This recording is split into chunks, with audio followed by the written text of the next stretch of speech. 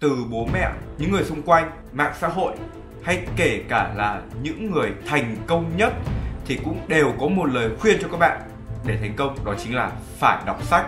Nhưng thực sự khi mà bạn động vào một cuốn sách, bạn lại thấy nó rất nhàm chán và khá là buồn ngủ. Kể cả có đọc xong thì cũng chưa chắc là bạn đã có thể nhớ hết được những cái gì mà bạn vừa đọc. Mình vừa đọc cái gì nhỉ? Vậy thì đọc sách thực sự có cái lợi ích gì? Trong thời gian đầu năm 2021 thì đó là cái lúc mà dịch bệnh bùng phát mạnh nhất, và cũng là cái lúc mà mọi thứ của mình bị đình trệ lại, như là chuyện học hành, như là về công việc. Mình đã có một khoảng thời gian khá trống, và là một người không thích ngồi yên tại chỗ thì mình muốn là phải tìm cái việc gì đó để có thể phát triển bản thân. Vậy là mình tìm đến đọc sách. Đầu tiên thì mình thực sự là không biết phải bắt đầu từ đâu, và thực sự thì cũng không biết là bản thân mình cần gì. Có quá nhiều sách được xuất bản, và chọn cuốn nào thực sự có ích cho mình là một điều vô cùng khó khăn. Và để không bị lãng phí thời gian khi đọc những cuốn sách vô bổ cũng là một điều rất là khó. Vậy nên mình cứ bắt đầu với những tiểu thuyết về mafia của Mario. Những cuốn sách này cho mình thấy một khía cạnh mới về cuộc sống dưới góc nhìn của những kẻ quyền lực nhất trong băng đảng tội phạm. Tuy nhiên thì sau khi cố gắng lê lết hoàn thành một cuốn sách thì nó cũng là hết 30 ngày rồi. Mà Mai Thế Dân thì đâu thể làm một cái thử thách lãng xẹt vậy được. Thế cho nên là mình đã quyết tâm sẽ đọc sách 1 tiếng mỗi ngày trong vòng 300 ngày. Và đây là tất cả những cuốn sách mà mình đã đọc trong 300 ngày qua. Wow! Còn hiện tại thì đây là quyển sách mà mình đang đọc. Mình đã có một kênh phụ khác để đăng tất cả những cái video đọc sách của mình lên. Đầu tiên là mình đã không có ý định quay lên, nhưng cho đến ngày thứ 200 thì mình quyết định là sẽ quay nốt 100 ngày còn lại và đăng lên để làm bằng chứng. Các bạn có thể xem ở link bên dưới phần mô tả. Đỡ bị bảo là mình nói điêu nhá. Bằng chứng ở dưới hết đây này. Và sau 300 ngày ròng rã thì mình cuối cùng cũng đã rút ra được những kinh nghiệm rất là quý báu từ việc đọc sách. Đó là cách đọc sách, cách chọn sách, hay là những lợi ích của việc đọc sách.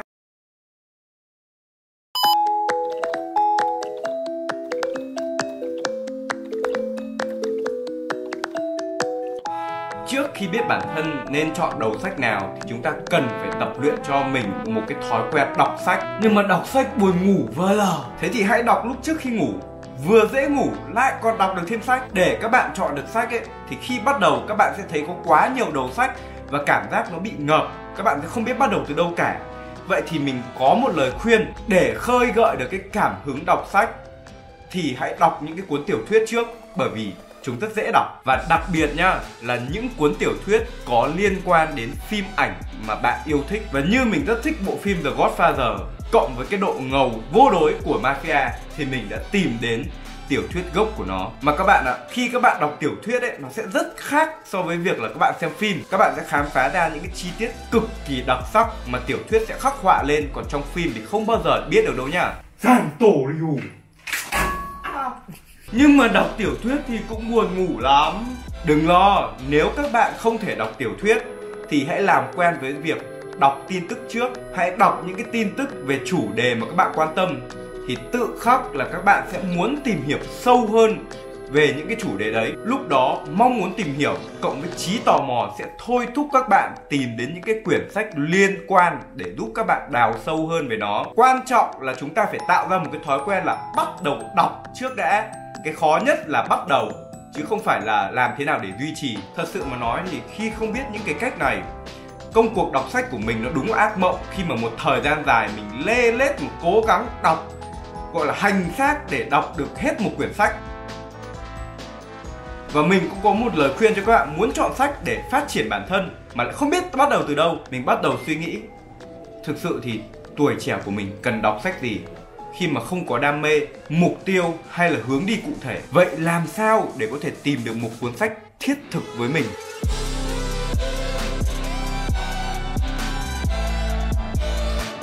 Điều này mình ngộ ra được khi mà mình đọc cái cuốn sách gọi là Tử Huyệt Cảm Xúc. Và mình khuyên các bạn đây sẽ là một cái cuốn sách cực kỳ có ích nếu các bạn muốn phát triển bản thân. Và để mình nói cho các bạn biết lý do vì sao mà chúng ta lại cần những cái cuốn sách kiểu như thế này. Và bật mí trước, đây là một cuốn sách tuyệt vời về giao tiếp mà bạn nên đọc. Hãy đặt lại vấn đề, là tuổi trẻ cần gì và thiếu gì: kinh nghiệm, tiền, kiến thức. Và để có chúng ấy thì chúng ta rất cần có quan hệ. Quan hệ ở đây là để làm quen và học hỏi, kết giao với những người giỏi hơn mình, thông minh hơn mình. Mình có thể học hỏi từ họ và cũng là để nắm bắt cơ hội xung quanh họ. Vậy để có quan hệ thì chúng ta cần phải giao tiếp giỏi và nắm bắt được tâm lý đối phương.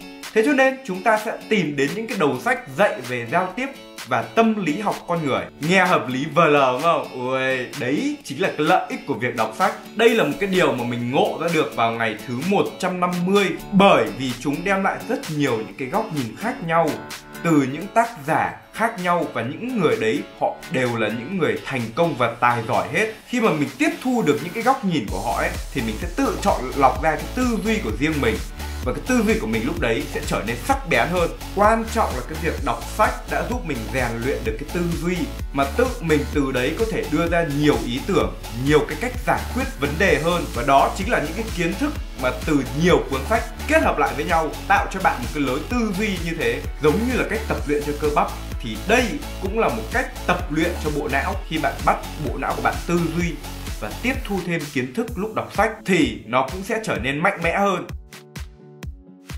Sau ngày thứ 200, mình đảm bảo với các bạn là sẽ cảm thấy cái khả năng sử dụng ngôn từ, cách ăn nói và lối hành văn trở nên trau chuốt và lưu loát hơn rất nhiều. Nói chuyện không còn bị ngập ngừng và để suy nghĩ nữa, mà bản thân bạn sẽ nói chuyện lưu loát hơn mà nghe thông minh hơn.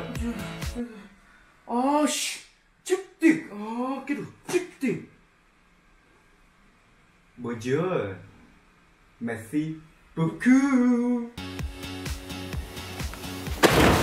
Và cái lợi ích to lớn nhất mà mình cảm nhận được đó là cái cách nhìn về cuộc sống của bạn. Nó sẽ khác hơn với trước đây rất là nhiều. Một điều lớn nhất mà mình cảm nhận nữa là cái cách nhìn về cuộc sống của các bạn nó sẽ khác hoàn toàn so với trước đây. Khi mà bạn tiếp thu được nhiều kiến thức, nhiều góc nhìn từ nhiều người, bạn sẽ cảm thấy tự tin hơn vào những cái việc mình làm và luôn luôn biết chắc rằng mình làm điều này là đúng. Cách bạn nhìn một sự việc nó sẽ bao quát hơn, có chiều sâu hơn, và nó sẽ có sự thấu hiểu hơn đối với người khác. Mà tin mình đi, lúc đấy bạn sẽ trở thành một thỏi nam châm biết đi đấy. Bởi vì nhu cầu của bất kỳ ai trên đời này đều là muốn được thấu hiểu, muốn được lắng nghe. Điều này mình học được từ một cuốn sách đây. Và bạn chắc chắn là sẽ được mọi người yêu quý, nể trọng hơn rất là nhiều đấy. Bây giờ thì vẫn còn một chủ đề nữa mà mình chưa kịp chia sẻ với các bạn. Đó chính là về cách đọc sách sao cho hiệu quả. Tuy nhiên thì video cũng đã dài rồi, mình xin phép sẽ chia sẻ vào video tiếp theo nhé. Còn bây giờ thì nếu các bạn thấy hay và nếu video này giúp ích được cho cuộc đời của các bạn, hãy nhớ bấm like, share và subscribe và chia sẻ câu chuyện của bạn ở bên dưới phần comment nhé. Còn bây giờ thì bye bye, đọc sách đi.